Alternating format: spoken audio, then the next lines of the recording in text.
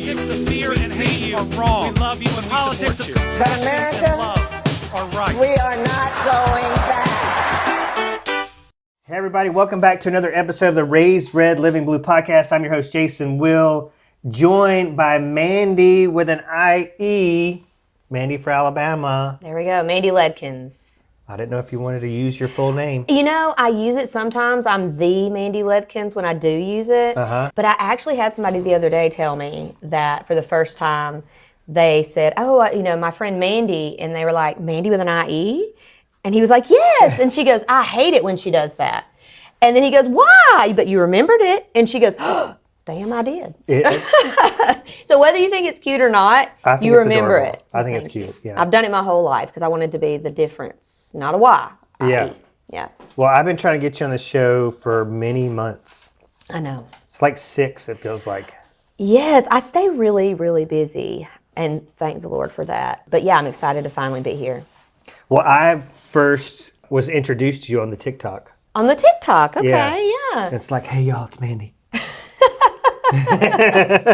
Usually it's like hey guys, it's Mandie, I have a question, and then a rant or a ramble. Yeah. It's because usually it's like I'm consuming go back and look at responses and look at different things I've saved or like the media I follow and get the news, and then I start getting ramped up, So I'm like, hear all this stuff that, oh God, Trump's done, or oh, Alabama did. And then I just get kind of like riled up, and going and doing a Bama Girl rant on the TikTok is kind of my way of like also feeling seen, because when other people like it, or even if 5 people like it, that's 5 people that if I was in a room agree with me, right? So I'm like, it kind of helps me get that out, but also feel seen by other people. So yeah. Well, and I would imagine you're relating to a lot of people on that platform, especially women. Oh, yeah. I mean, I got on TikTok in 2020, just like most people, when it was just silly little dances and stuff, and Did you dance? A little bit. Believe it or not, I was a stay-at-home mom at that time. I was doing some work from home, but I had 3 in diapers. And my oldest was in kindergarten. Yeah, you have a lot of kids. You I have do. 6? You have like 6 kids? No, I have 4. I always said I wanted 4 so I'd have a basketball team. Are you done having kids? Yeah, 5 on a basketball team. Oh, yeah. Oh, I've had. That's all taken out and gone. Praise the Lord. No Handmaid's Tale for me. All that's gone and done. But 4. I always said I wanted 4, and now I have 4. But yeah, we did the TikTok during, I think, 2020 when we were like in COVID and just trying to, like everybody, just pass the time. But after I actually lost the project I was working on in 2024, about 3 days before the election. I had been working with a startup that started in Birmingham, Windy, W-Y-N-D-Y. It was a babysitting app, and I love them and everything about them. But I should have been a Windy with an IE. right. Windy with an IE. Who knows? Still love those guys, but it just wasn't working out, and it was time for me to move on to something else. And I felt like I was hindering the growth of Windy Nanny because I was really close to it, right? I'm a really empathetic person. And once things start getting really big and I can't touch everything, it's very hard for me. And that's in everyday life. Like now that a lot of people know Mandie with an IE and I go places and they get excited to see me and stuff, I want to remember everybody, right? Like I want to be able to see your face and know who you are and remember your story. And at Windy, it was getting hard to do that, right? Because it was getting so big. We'd gone nationwide, and I was matching families with nannies. And that is their children. That's really important work. I just felt like in order for it to grow, I wanted it to stay that small little thing, and it just couldn't. It was getting big. And I was at Shipt before that, and it kind of was the same way. Once it was bought by Target and it became really corporate, that was one of the reasons I felt like I moved to Windy. And so I've been in big box corporate world for my whole life. And so I lost that, and then 3 days later we lost the election in 2024, and I was like, no more TikTok. It's awful, because I was so excited. I think TikTok and being on that side of TikTok, seeing how big Kamala was and like all the enthusiasm almost gave me, I think a lot of people, like an elated sense of like, we're going to win. False hope. Yeah, sure. And I have been fighting this battle. I have been this person since I was a kid. And so I almost felt like, okay, this is our time. Like women are finally going to come into our power. This is it. A woman president. Wow. Like, I'd been in love with politics since Hillary Clinton and Bill were in the White House. And so I got off TikTok. I was like, oh, it just made me think we were going to win. And I was just so sad about it, and I came off TikTok. And then I don't know, like one day I woke up and I was like, I just need something to motivate me. And even though I'm in a lot of community service things and I am involved, I had pulled back from a lot of that because I was sad about the election and all these things. And then I'd actually read something that Kamala had wrote online somewhere, or maybe she spoke it and somebody had posted it, even though I was consuming very little social media at the time, just to try to pull back a little bit. And it said something about like, it's okay to like go and be sad and it sucks. It's okay to admit it sucks, but then you have to get back up and go again. And that took me back to being a little kid. And I said something to you before we started about my dad. We grew up below poverty level and it was always like it could be worse. And I think that's what you think when, things are tough, like to keep your hope up. But sometimes it's okay to say this sucks, but then you have to keep up and get going. And it kind of made me think, okay, in this moment, like I lost my baby that I had created this product for 2 years. I lost the election that I thought we were going to win. And I don't even know what I'm doing next career-wise. I was like, I'm going to get up and I'm going to run for office and I'm going to get back on the TikTok and I'm going to start connecting with people because I know there's people that feel like I do now. Like I knew it because after we lost the election, I knew other people were sad about it and that people felt like me. But back to 20 years ago, Mandie, I felt a lot like I was standing alone because it just felt like people didn't see what I saw, and now they are starting to around me. I grew up in Fort Payne where things were very conservative. I grew up very around, the church and all those sorts of things, but always had been this kind of like radical hippie, Mm-hmm. And I started finding those people on TikTok. And people today who are even, that I'm sure a lot of people that listen to your show like Pixie on TikTok and, even Leisha, it was on I had connected with her. Leisha said she cried for a week after the 2024 election. Yeah. I woke up after the election. I had drank some wineage on my deck and there was 18 caramel Reese's cups opened around me. 18 packs. Is that your go-to when? Yes, caramel. I love Reese's cups, but the caramel just gives it like a puppy. Wait, there's a Reese's cup with caramel?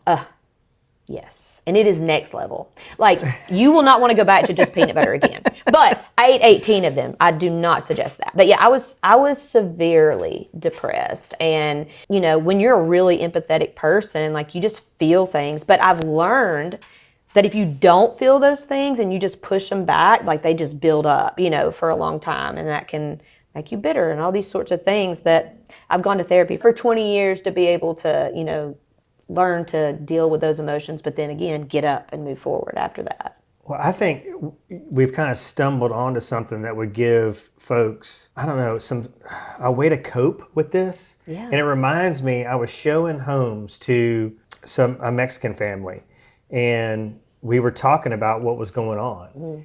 And their kind of attitude was like, it could be worse. They're like, Jason, you don't know what we left behind. But I think this is like a perfect kind of mindset for people like us to adopt. Is like, it really could be a lot worse. I think it's going to get worse before it gets better. But, describe what that really means. I think, because we were talking before we hit record, what your childhood, what were some moments where you felt that?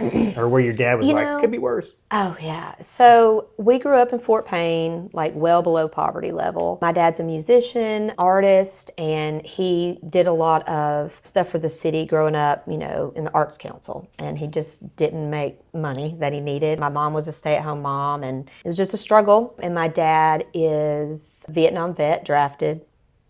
And so he's a little bit of a hippie there. I think I got a lot of I tried so hard not to be my mom growing up that I became my dad.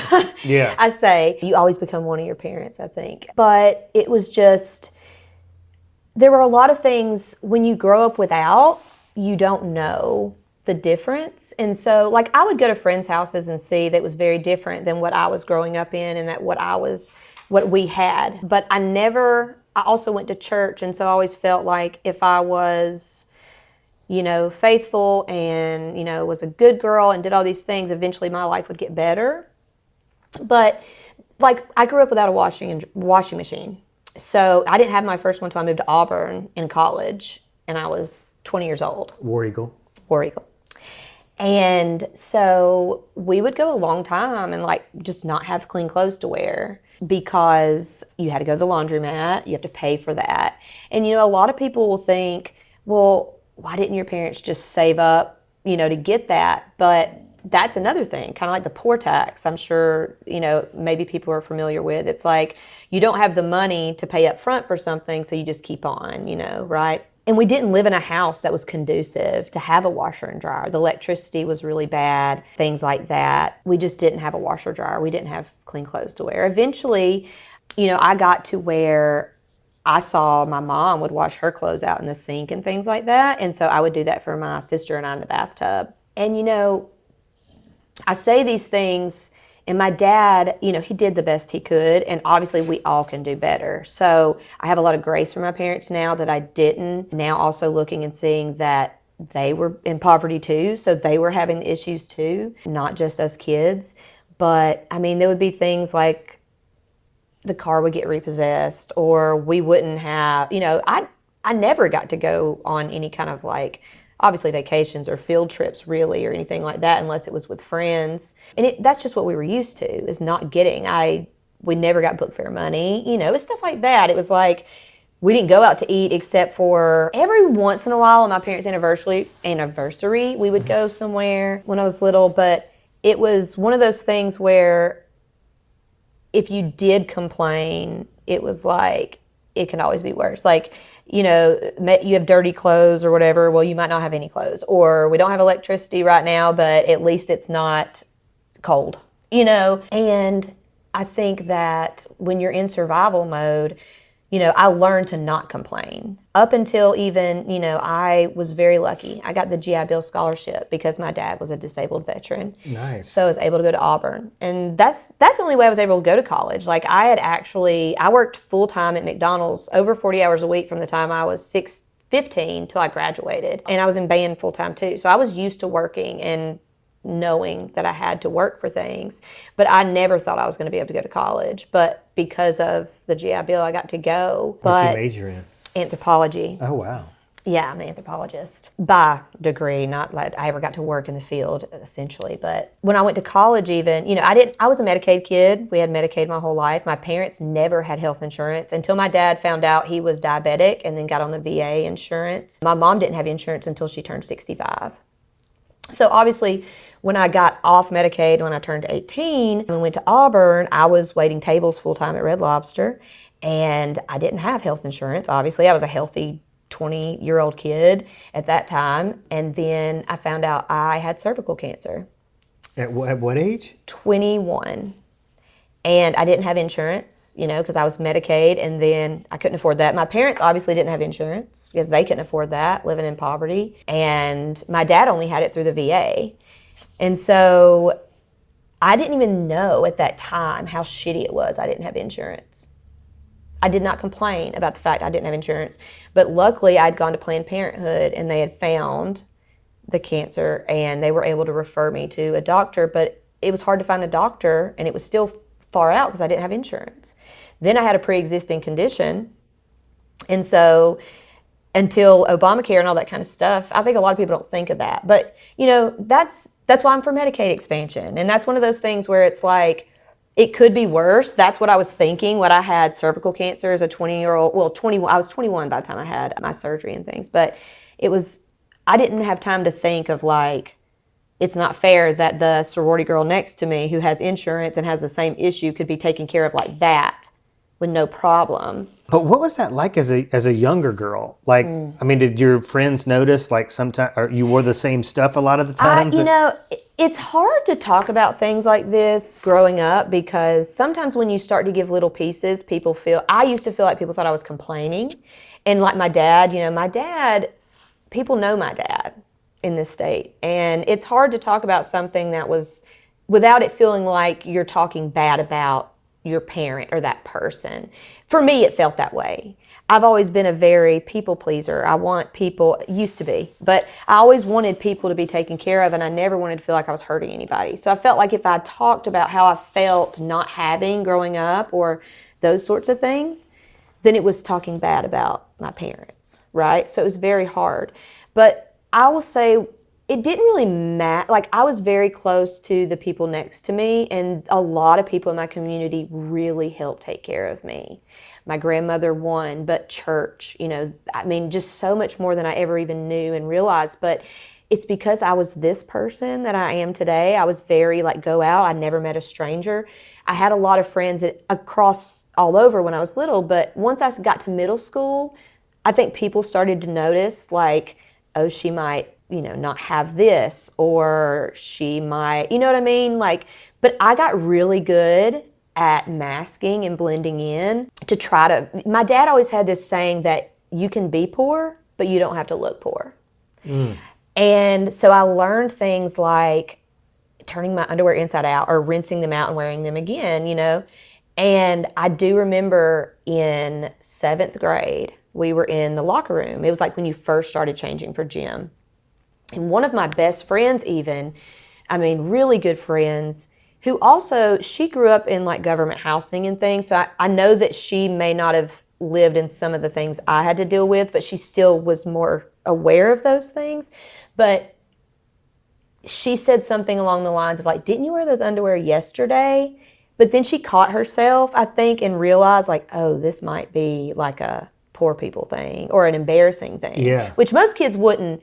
But then I tried to when you're poor, or when you grow up having to feel like you're protecting people, you lie a lot. And it's not necessarily to be a liar, it's to protect other people or yourself, right?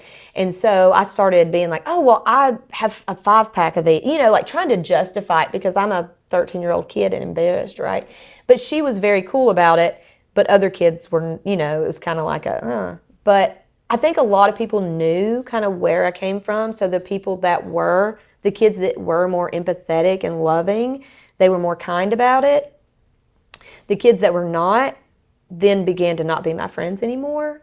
And I really learned who mattered to me, and that you mattered too. Yes, because some of the people I had been friends with all of childhood, immediately when middle school and high school came, they didn't want to talk to Mandie anymore because Mandie wasn't in that group, People like to say that, I feel like some people that went to high school with me at Fort Payne, they would say that I was popular, but it's not in the way of that. It was people knew who I was. And I always felt like, for the most part, people would say I was a very kind person. I got along with a lot of people. Now, I've always been feisty.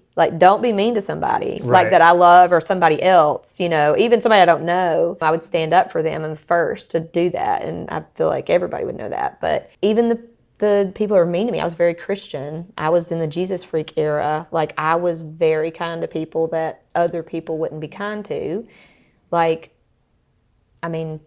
Just because it was important to me to be that person. And I knew when hurt, people were mean to me as a kid because, they might see a bug crawl out of my notebook, or they might see that I didn't have the money to pay for lunch.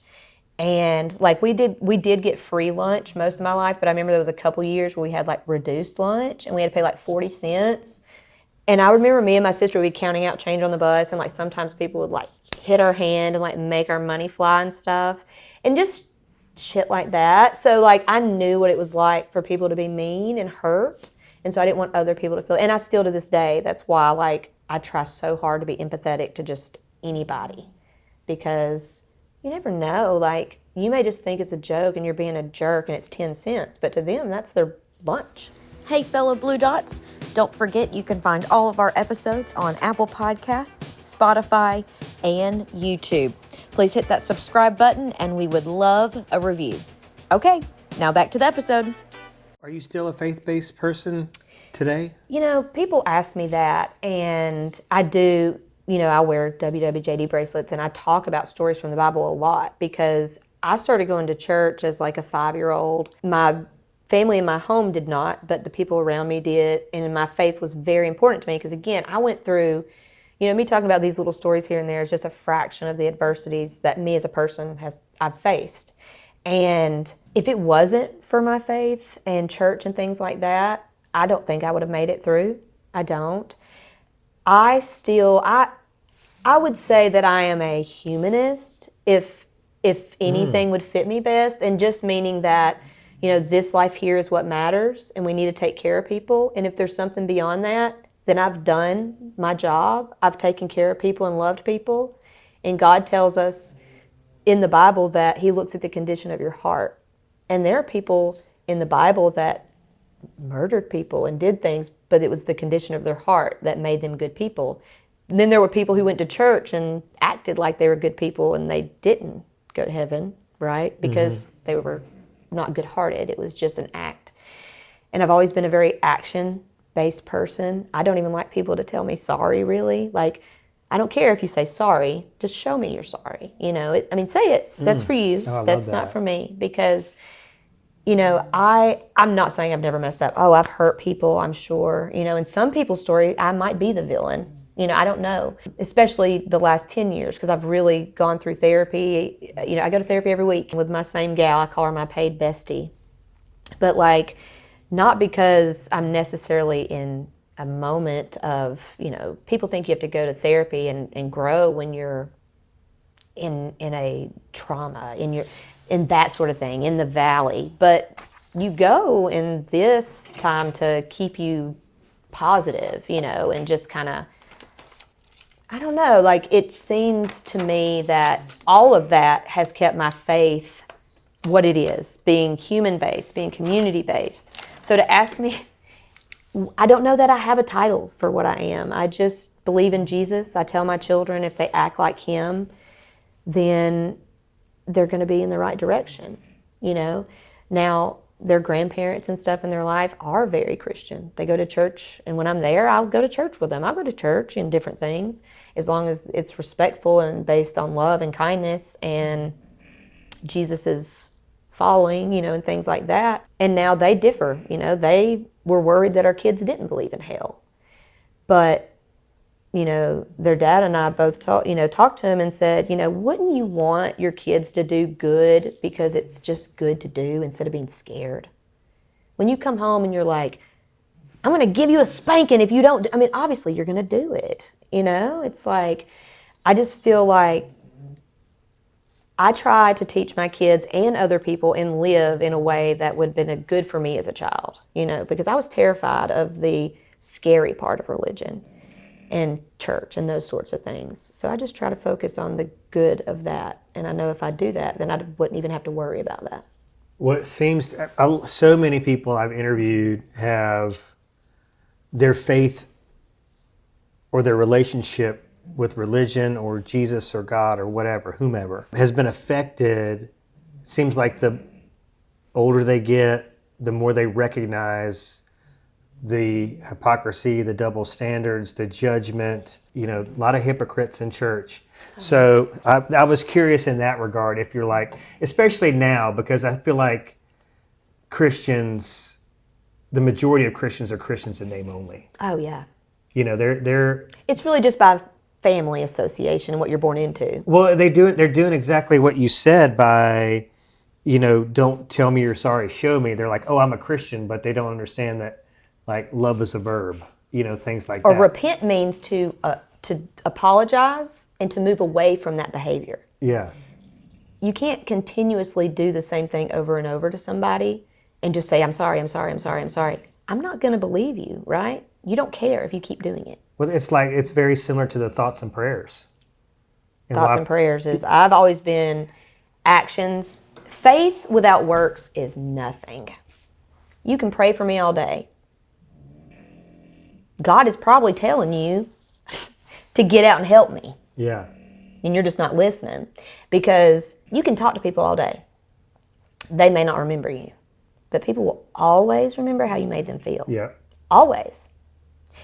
Somebody in the world may go out and say something Mandie Ledkins, and they may not remember anything I said in a speech. But if they were like, I came up to them and talked to them and, took time or whatever, they'll be like, oh, she was really nice. I don't remember what she said, but I know she's nice.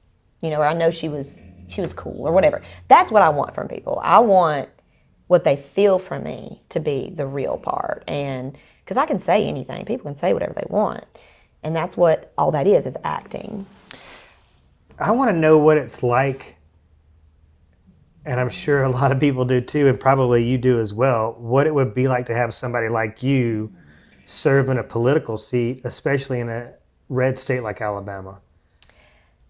Somebody that can relate to them. Yeah, How many people you think in the state house have had to rely on Medicaid?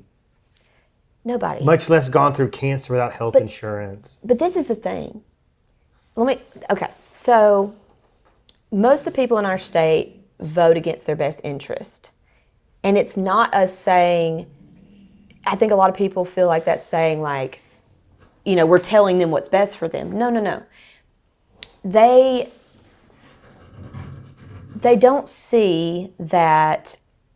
It's almost like once you get comfortable with something, you forget, right? Like I've had a washer and dryer now for 20 years. If it goes out for one day, I am freaking out. Right. With 6 kids. I don't have 6 kids, but I do have 4. But seriously, I'm freaking out. Yeah. I'm freaking out. And I would go months and have to figure out what to do. And it was not anything I stressed about because it was what I had to deal with. But it sucked. If other people, if I do that now, or if we had to go without running water, or imagine 2020. There's no toilet paper. We are stressing about toilet paper in 2020. Yeah. Everybody. And you expect us to be uncomfortable enough to change the country right now? I'm being serious. Like, if you're not willing to go without toilet paper for a week, we're going to have a problem.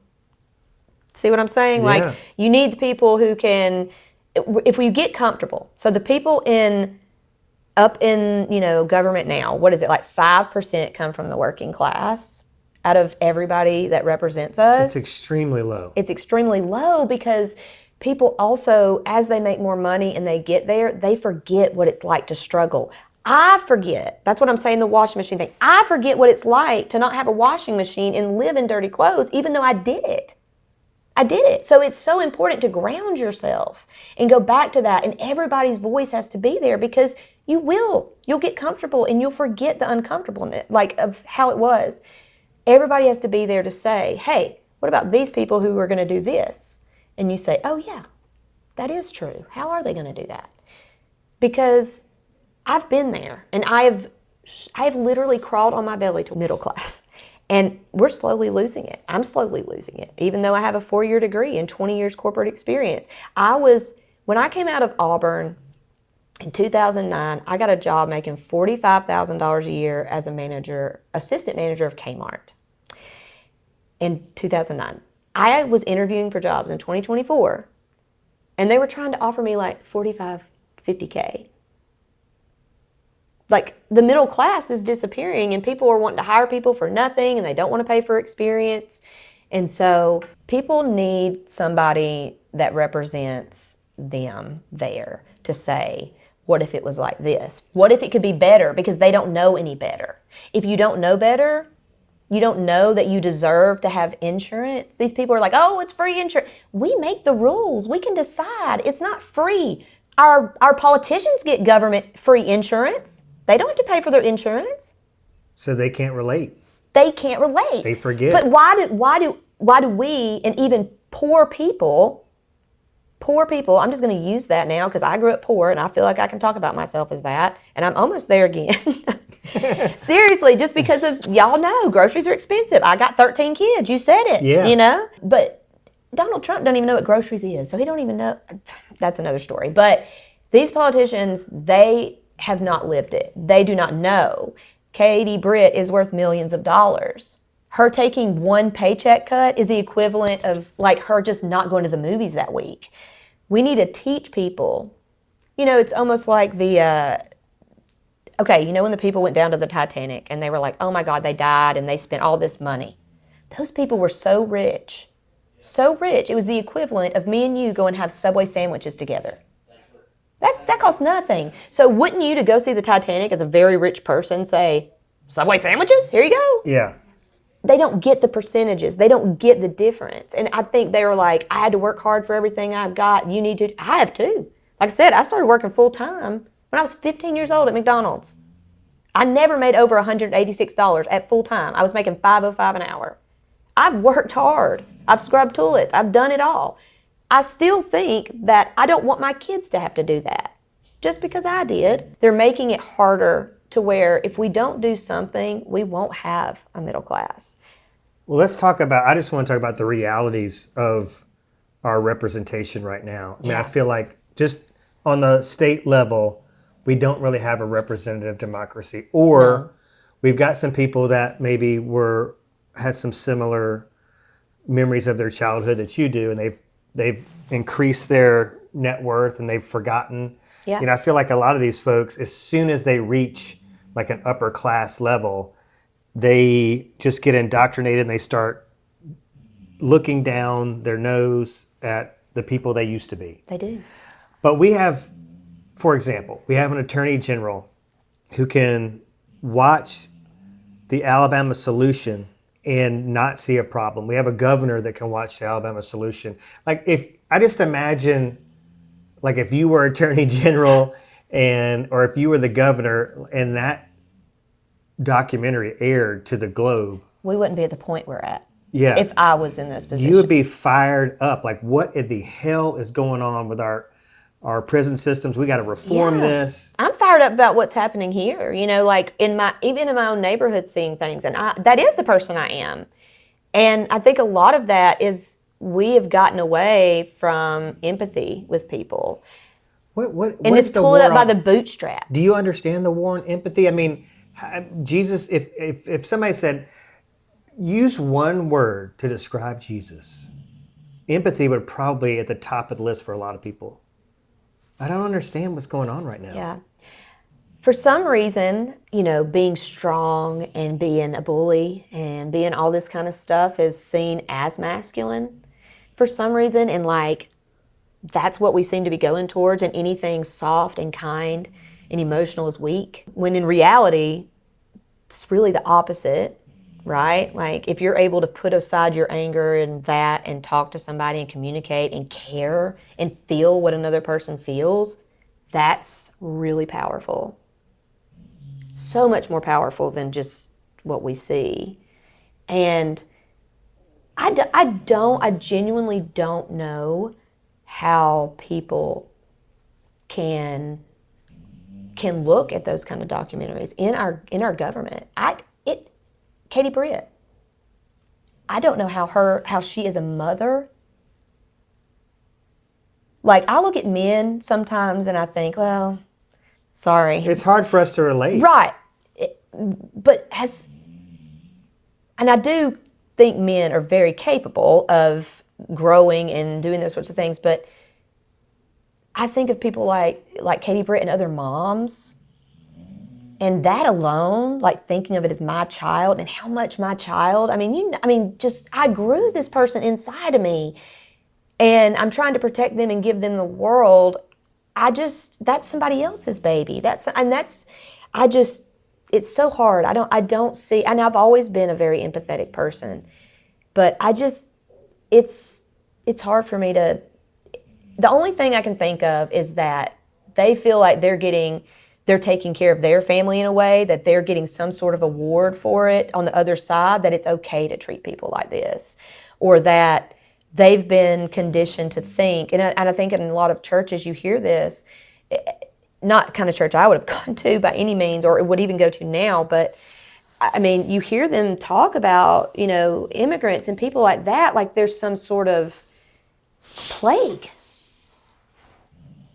And I'm like, even if they were, you're speaking from the pulpit as supposed to be a man of God, and you're supposed to be teaching about Jesus. And I think that the church needs to just say now that they're just teaching from their select books and an angry God, and not from the way of Jesus, because they're not. Because I don't want to say, I feel like I act a lot more like Christian than most people I know, and I've really gotten away from titles in my life because when I was young, when I was 9 years old, and I was like, I'm a Democrat and I'm this, it felt very important for me to align myself to good people. Now I feel like it's hard to, and it limits you, right? Like if you were to come out and say that as a man that you were gay when you were 12 or 15 or even 19, and then try to go back and be like, well, maybe I'm not, maybe I'm just this. You already have it, or you're already this, you're already that. So I really try now not, and I tell my kids, don't label yourself. Just explore, just see. You don't have to do that, because your goal in life is like to change your ideals and grow as you learn more information. I'm not the same person I was at 19 or 25 or 30 or 35, and it's okay to grow and change your mind about things. But when you put yourself in a box, like, I said I was an anthropology major. I went to Auburn. I was very religious, but I knew something was not right about just things I'd experienced in church growing up, and just the saying that gay people, it was wrong to be gay and things like, because I had gay friends. Yeah. And I myself, just felt, God, this doesn't feel right to say that. And I had to tell people that. I don't believe that. Like, and if that's a sin, then I'll take it up with God, but I don't think that's wrong, But I fell in love with anthropology because it's the study of people, and I got to learn about thousands of religions and thousands of people, and I got to learn what cultural relativism is, and I got to read ethnographies, which is where you go into a culture completely unbiased. You have to completely wipe yourself, go into this culture, do what they do, talk to the people how they would be, not an observer, in it, submerge yourself in it, right? And I just realized that, like, one, I fought back and forth with my own faith through that, obviously, and my own things, but after all that and all, the studying and the life experience, it's like we all are looking for the same thing. It's all God, it's all creation, it's all people trying to answer the question of, what's there, what is purpose, but it's a lot of men trying to control men, and so I just tried to take the good from all that. And I think if people put themselves in more situations instead of thinking, it's very egotistic to think, I have the only truth, I have the only thing that's right or fact. Whether we admit it, sorry, my stomach, whether we admit it or not, it's very egotistical to think that way. So I just try to think of the way that, like, I may think this way and they may think that way, but as long as it's morally aligned, then I can deal with you. We're cool, As long as you think I'm human, you're human, we all deserve the same things. Like, that is the core of everything, right? And that's how I feel like if people would realize, like, when I was growing up, I was very religious, but, like, we did things with other churches in our towns, other, like, people. I had Muslim friends. Like, it was never a thing. It was like we're all just good-hearted people trying to care for each other, It was just very community. So this today of, attacking other religions and other things, I just don't get that. Like, it's, if you knew the bigger picture and you really thought about it, and you looked at history, like our little bitty, your life of 80 years, or how our country or Christianity's even been for 100 years,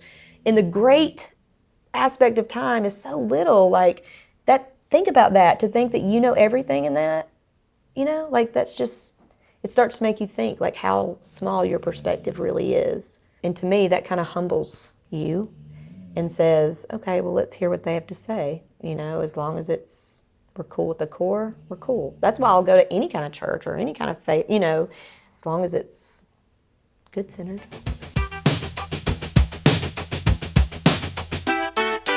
I feel like, maybe you being a Democrat is not the best way to get elected in a red state, but people are going to see you as weak. And they're going to be like, oh, she doesn't have the stomach or the spine, the backbone for governing.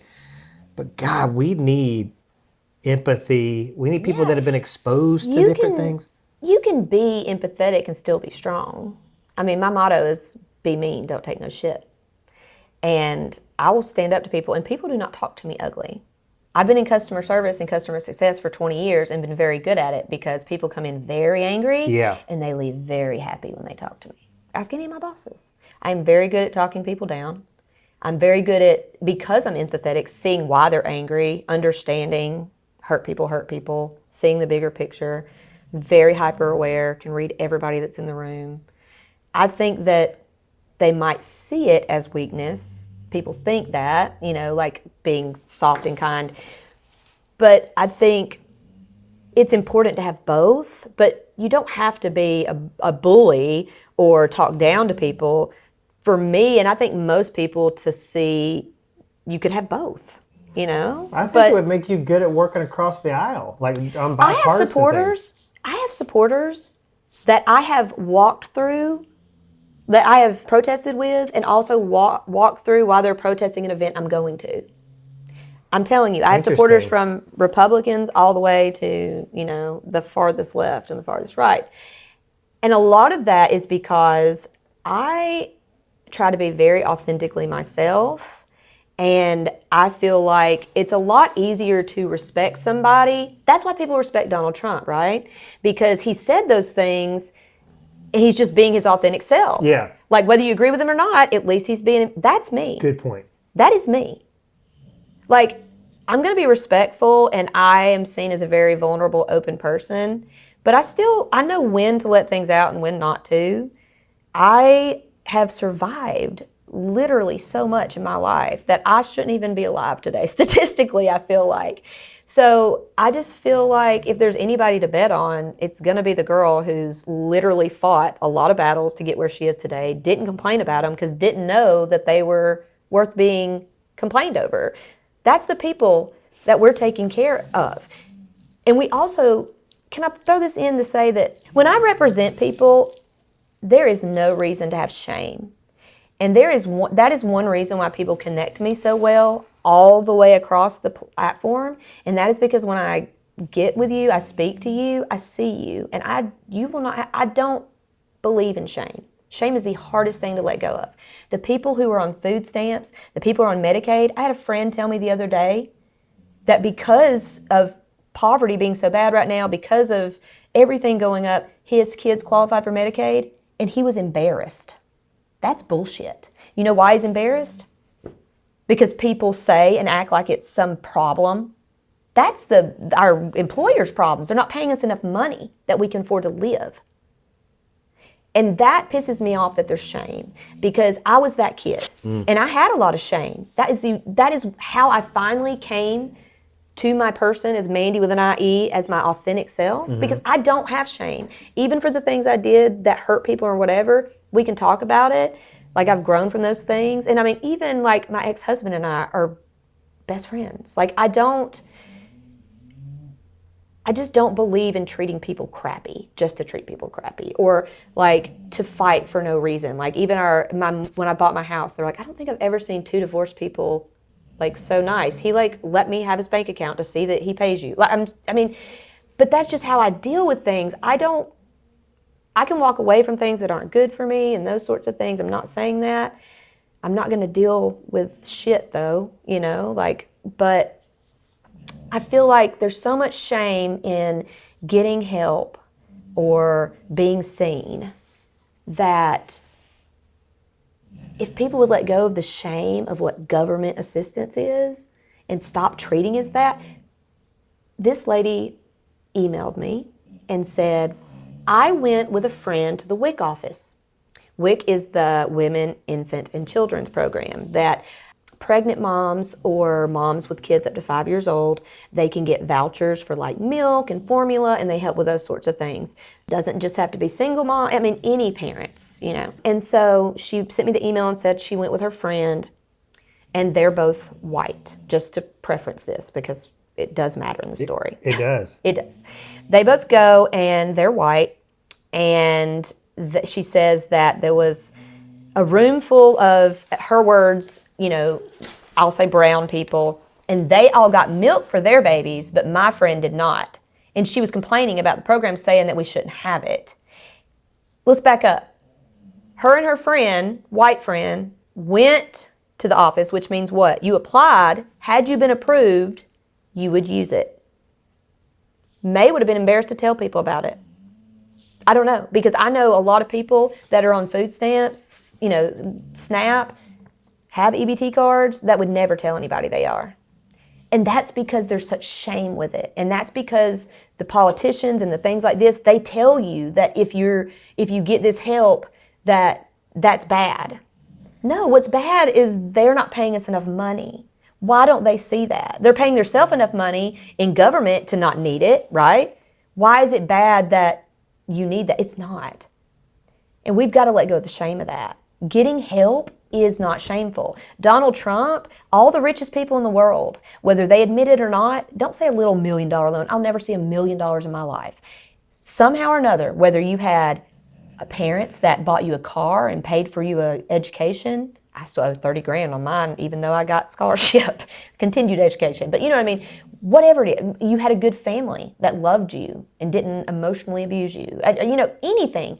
All of those are help in life, whether you see it or not. What got me to where I'm at today is I had Medicaid, we had things like that, but I also got the scholarship to help me get out of that cycle, right? I went to buy my parents groceries during the pandemic because, they were elderly and, had issues.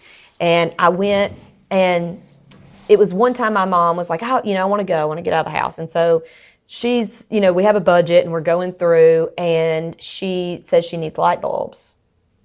And so I go to reach up, and I'm just going to grab like a cheap pack of LEDs, right? They last longer. She's like, no, get those dollar ones, the old kind, right? Yeah. That are I spent probably $300 on light bulbs when we moved into our house and bought it 10 years ago. That's a lot of money up front. I've never changed a single one because they're LEDs that last. Yeah.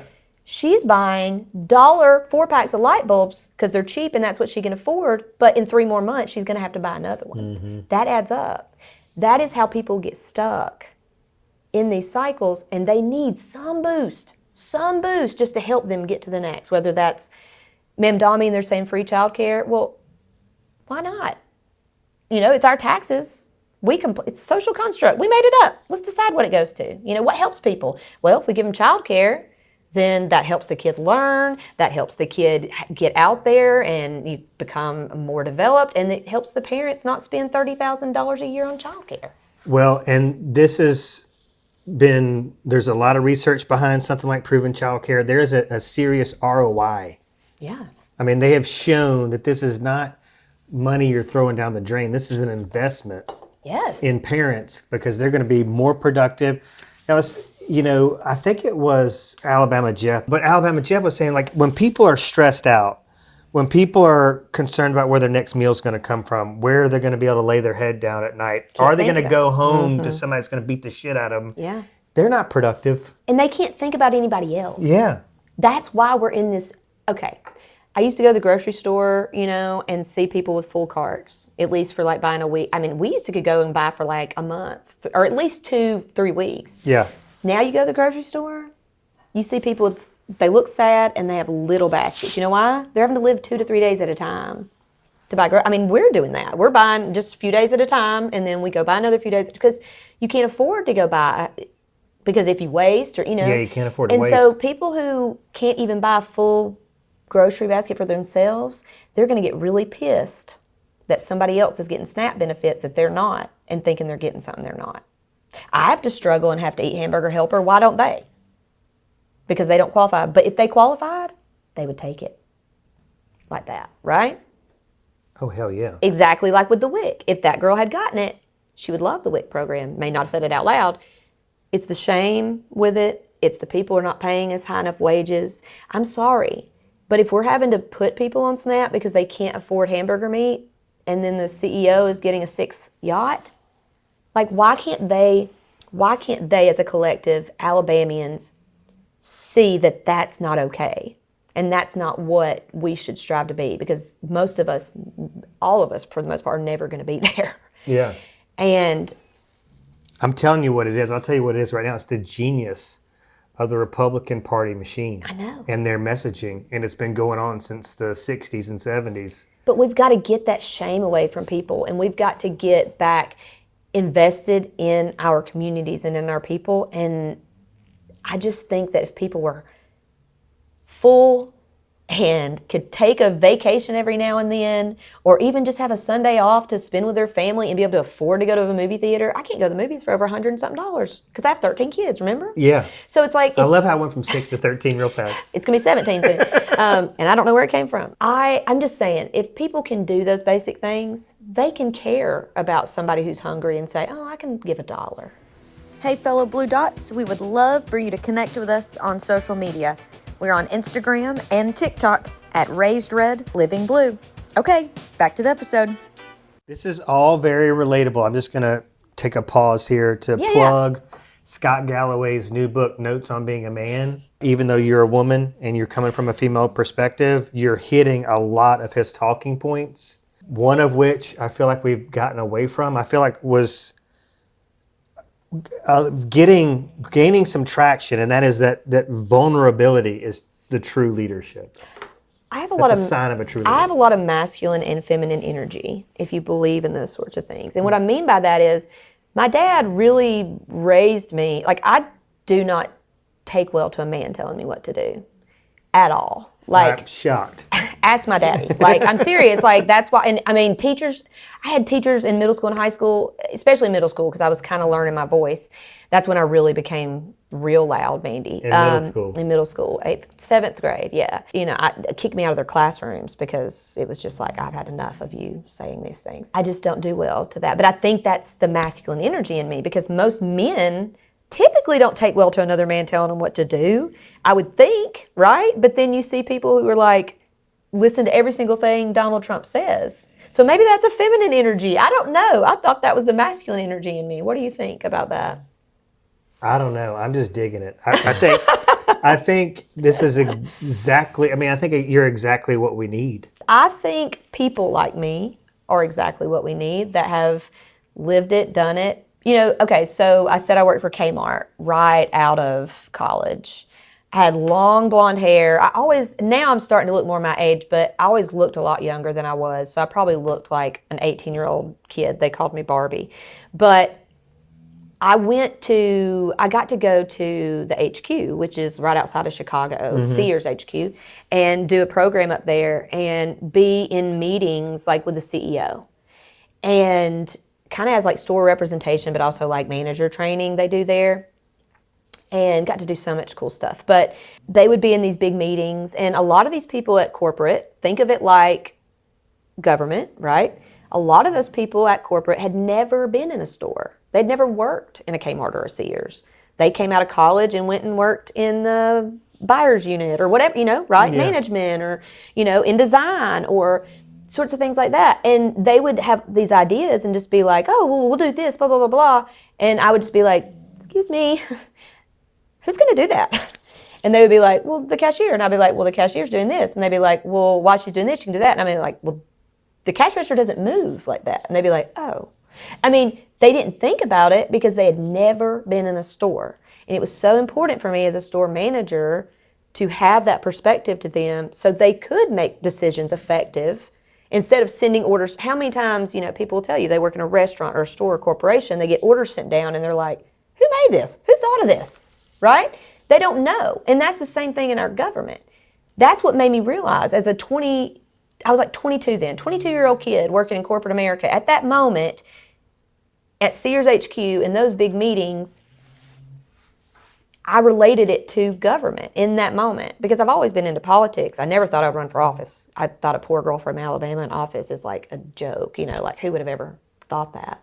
But in that moment, I knew, I was like, that is our government. That is why they don't see it. They just don't see it. It's not, a lot of them, it's not probably that they have bad intentions sometimes. Some of them.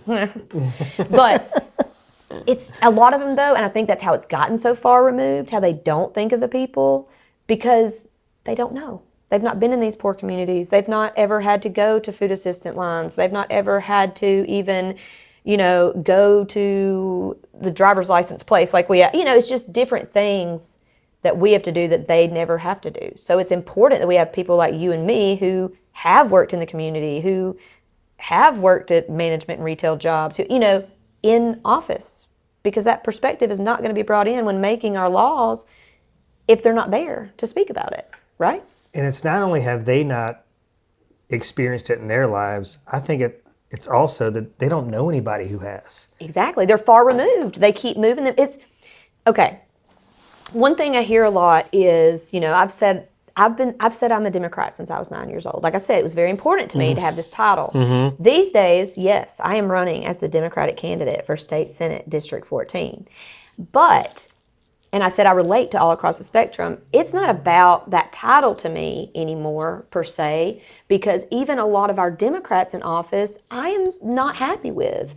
And that is one good thing about Alabama, I feel like being in the Alabama Democratic Party, is they have allowed me, not that they can hold my tongue, but you know what I mean, like they've accepted me, even though I do have some pushback on some things that some people might be more loyal to in the Democratic Party, and that's what we're seeing nationally, right? That I will say, hey, you voted for this, but now you're saying that. Like, I'm not afraid to even call out my colleagues and things like that. And that you can ask anybody who's ever worked with me on a team. Because people over party. Yes. And, I heard I've heard some people, politicians and things talk about loyalty. And so they have this idea that even if something, they don't believe in it or it feels wrong to them because, we're connected, I have to be loyal to you and I can't say anything. I'm sorry, integrity matters. And like, if you're doing something that goes against my moral code and what I feel is wrong, I'm not going to vote with you just because of X, Y, Z. And we've also got to get, the biggest thing out of politics right now is we've got to stop getting this, I'll give you yours if you give me mine.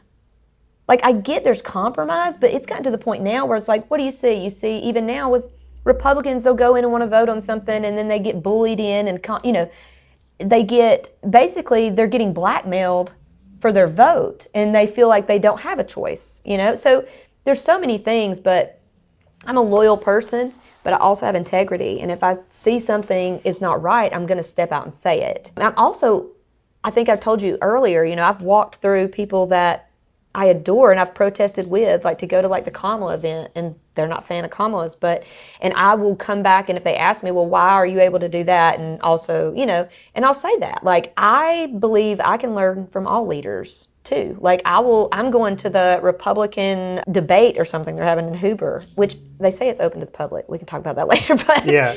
I do things like that because it's kind of like, I look back to my time in corporate America in management. I've always been in management, and there was a lot of people that I worked under that I maybe didn't like necessarily, but something they did I learned from, and it helped me be the leader I am today. Or they did something really well, and I took that in. Like, I get little pieces from everything, but I also learn what I don't want to be, right? Like, you go or you read something and like, I remember I was like following Donald Trump in 2015, even though I hated him, and people were like, why are you following? And I was like, because I want to see what he's saying. Like, I don't want to, just things like that. I just feel like you can learn from all over the spectrum. And I think as long as you're honest and, again, authentic about why you're doing things, it makes more sense to people. And if they see like what your reasoning is behind it. Most of our politicians now, it's just so, like I said, I feel like it's not compromise or anything anymore.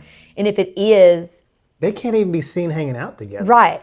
I don't understand that. And I grew up in conservative Fort Payne, Alabama. Most of my friends were Republicans my whole life, even in Auburn.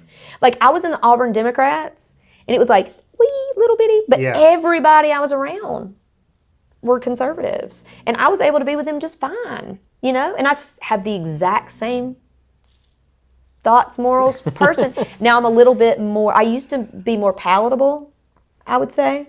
Now I'm just myself and you take it or leave it. But I can be respectful. Like I said, but I'm going to be who I am, But I still do have some conservative. You see people on my Facebook that are conservative that I'm still friends with.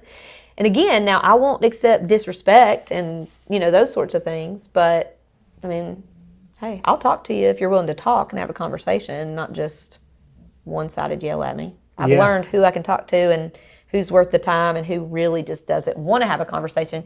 They just have this idea that they're right and they think they're going to convince me. That's not what debate is. Right. Debate, you should be able to argue both sides, right? Yeah. Like I was on debate and you would get sometimes opposing things that you would have to argue that you may not necessarily believe in.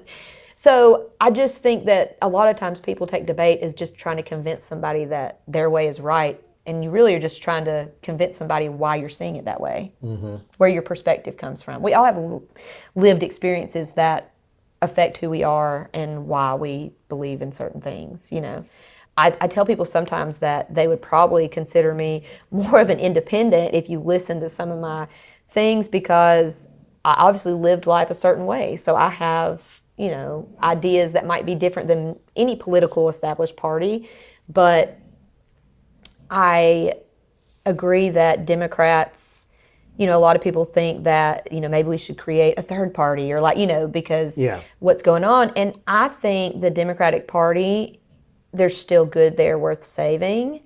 And I think that if we can get it back on the right track and get in some of millennials and Gen Z and like get in some new ideals, then it's easier to start with something than nothing, right? And so right now, I see a lot of really good something in the Democratic Party, especially in Alabama. Since I started running last year and going to all these events, yes, there are issues. And I'm not denying that, but it's kind of the whole we were talking about earlier. It could be worse. It's okay to say it sucks, but it could be worse. And at this point, I still think it's worth investing in and trying to get good people in there to represent us instead of completely pulling apart and trying to create something new, at least right now for me. Well, there's a lot of Republicans doing the same thing. I'll ask them, like, how do you lay your head on a pillow at night and get a good night's sleep being affiliated with this party? Yeah, that's And they're hard. like, there's good things about this party, and I'm not jumping ship. I'm going to stay here and try to change it.